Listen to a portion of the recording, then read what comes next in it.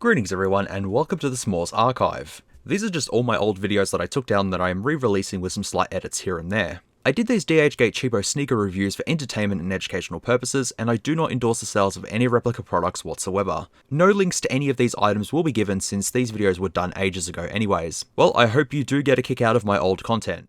Alrighty, this is a bit of a complicated story and a bit of a complicated review, but hopefully I'm going to be able to do it all. The shoes that I'm about to show you were provided by a company called Skechstuff. They had actually sent me these shoes before my channel got taken down originally, and they've been bugging me to review these every single day. So I am going to review these for you and say what I like about the shoes and what I don't like about them and all that sort of stuff. Alright, we all good? Let's start. I've already opened the packaging that they sent me, so I've just got the box, so here it is. It has this cutout on it. When I first opened the package, I thought somebody has just got a razor blade and just went, nah. But no, supposedly this is how it's supposed to be. It's just actually a clear window. You know what, we'll get to that later. So around the box, we have Nike, bit of damage there from shipping. There is the sticker, which says that it's a Jordan 1 Off-White NRG. So I thought it was UNC, not NRG. Men's 11, which is my size. That looks actually quite nice, I will say that. Nike as well, and on the bottom is the usual sort of stuff made in China. It's all damaged there, some Nike ticks and all that sort of stuff. So this lid, I'll just flip it like that. So this is supposedly what it's supposed to look like, except it's supposed to say Off-White here. Someone's literally just got some super glue or hot glue or some sort of poor glue and just went around it and went, yeah, that's good enough. No one will ever notice. So that's the first thing. We have the shoes. There's the Off-White stuff that you're supposed to see. There you go. It's supposed to be like that. So I'll take the shoes out and have a look at what's inside. So obviously this, it says Off-White. Hang on, which orientation is it? Which way is it? There it is. Off-White for Nike, Air Jordan 1, Beaverton, Oregon, USA, 1985. Shoelaces, the standard Off-White shoelaces, flat ones, not round ones, if that makes sense. So they say shoelaces on them. Usual. And we have the tag, which is supposed to be around the shoes, but that's okay. There it is there, Off-White, care of Nike, 2017 zip tie. Does it work as a zip tie? Yeah, it works as a zip tie. That is it. The box is empty. Let's move on. And here are the kicks. First of all, I didn't get to choose. They were chosen for me. My opinion is, I don't like the colorway. I don't like the blue. It throws me off completely. Here they are, the NRG Jordan 1 Cross Off-Whites. Looking around the shoe, looks fairly nice. Look, I'll say straight away, construction does feel very reasonable. What I might have to do also is take the shoelaces out. That's what I did with the previous Jordans that I reviewed. So I'll just take these out. Okay, so the shoelaces are just the generic Off-White ones. Shoelaces, that's all I say. Inside the shoe, let's have a look. Okay, so we have the cardboard insert, standard stuff. That's the first thing I want to look at is the code right there. So we'll have to check that during editing and make sure that is all correct. Let's go ahead and pull out the okay, it just was stuck down. Okay, so the masking tape that holds down some of the loose stitching is actually in usual pairs of shoes. When I first done the review on the original Off-White Jordans, I seen this and I thought that was a big mistake, but no, it's not. It's meant to be like that. Very sticky sole for some reason, but it does say Nike Air Men's US 11 and the Off-White spiky sort of stuff. That is usual. That has been on the Presto and the original Jordans that I also reviewed as well. Yeah, it looks pretty ugly and it does actually feel a little bit like a yoga mat, but it matches the color. See, look, matches. Otherwise, the stitching in there seems to be all okay. Cross stitching, as I usually call it. Just pop this back in here. So having a look at the side of the shoe, see the Nike swoosh and the Off-White usual stitching. Nike swoosh is literally held in just by that and that. That's how it's supposed to be. The air text just there. The sole, which looks all fairly good, all the stars and all that sort of stuff. As usual, these are supposed to be flush with that, but obviously since they're packaged in a box, they're going to fold. Putting the shoelaces in there should fix that. No problems at all. There is the Air Jordan logo just there. Looking at another pair of my shoes, that is all looking very, very good there. The tongue, nice and thick. It says Nike Air on it as well.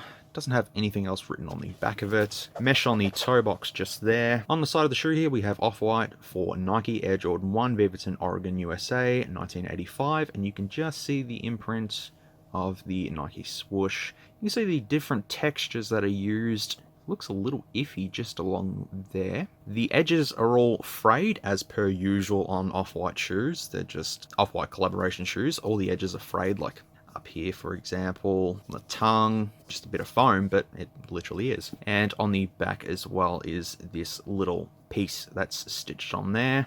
There's not a lot to really say about these since they're just Air Jordans, but with the Off-White stuff. Let's get into actually having a look at the real deal and having a look at these. This is the wrong color. Even without my lights or anything like that, this is almost a fluorescent orange. And on the real deal, it's meant to be a bit of a clear sort of orange, not as bright as this. The leather that goes around here is a lot more, I'm going to say brown or tan than it is from what I can see. The blue is more vibrant on these than what I can see as well. The stitching is just a little bit inconsistent. That's meant to be a bit thicker. Logo looks all correct. Stitching also seems to look all correct in most areas of the shoe. The sole is perfect for sure, I would say that. The Air text on the side is pretty good as well. I'll say that's spot on. The text on the side here, text looks the same. It's just different in some areas on the real deal, but otherwise it looks fairly okay. Just having a look there, that doesn't look very good. It's all good, it's all good.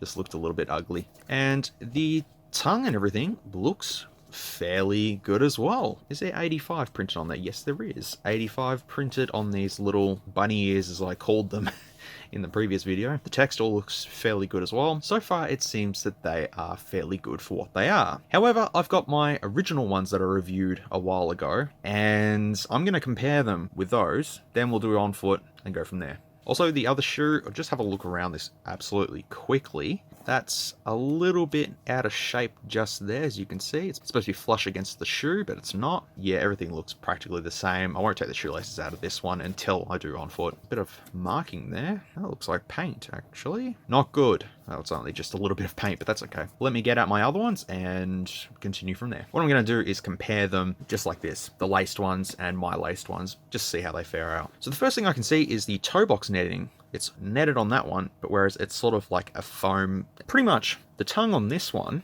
continues onto this one, but this is different. I know, it's very strange. The laces I've already done up on my ones, they look all nice, whereas these are just sort of however. On the sides here, you can definitely see that it is different. The Air text is different, as you can see there. It is different on that one. This one doesn't really look like what it's supposed to look like. The Nike swoosh, pretty much exactly the same material. Blue there, orange there. That's how it's supposed to be. Yeah, Jordan logos, let's have a look at them. Actually, I like that a lot better than that. That's embossed, whereas that's just sort of like a print almost, if that sort of makes sense. The colors there and there are actually the same. I didn't realize that. Stitching seems a little bit better on these compared to these. See how it sort of just goes up, up, up, up, up.